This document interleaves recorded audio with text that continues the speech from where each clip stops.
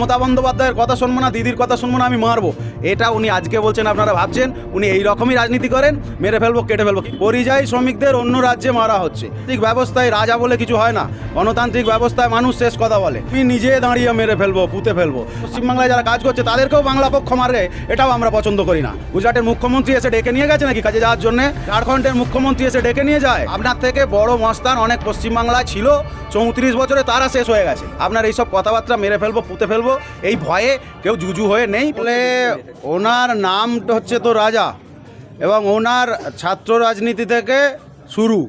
উনি যখন রাজত্ব করতেন তখন ওই বাগনান কলেজের মধ্যেই সীমাবদ্ধ ছিলেন, কিন্তু রাজার মতো থাকতে ওনার একটু বেশি ভালো লাগে, আর তাই রাজার মতো কথাটা বলেছেন। কিন্তু গণতান্ত্রিক ব্যবস্থায় রাজা বলে কিছু হয় না, গণতান্ত্রিক ব্যবস্থায় মানুষ শেষ কথা বলে। উনি যে বলছে আমি নিজে দাঁড়িয়ে মেরে ফেলবো, পুঁতে ফেলবো। আপনি তো নাকি তৃণমূল কংগ্রেসের গ্রামীণ জেলার সভাপতি, আপনাকে আপনার বিধানসভাতেই দেখতে পাওয়া যায়, অন্যান্য জায়গায় খুব একটা আপনার কত মেরে ফেলেন, কত পুঁতে ফেলেন, এসবগুলো দেখতে পাওয়া যায় না, প্রথমত।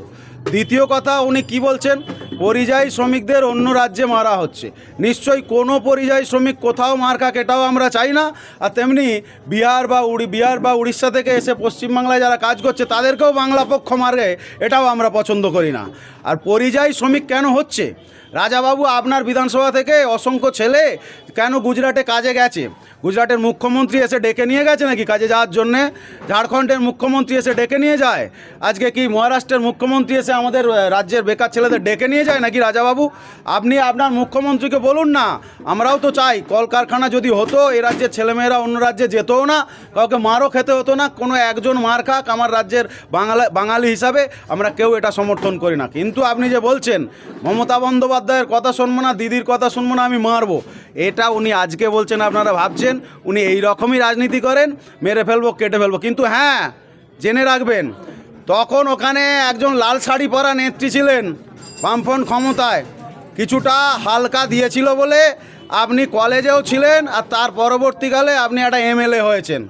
আপনার থেকে বড় মস্তান অনেক পশ্চিমবাংলায় ছিল, 34 বছরে তারা শেষ হয়ে গেছে।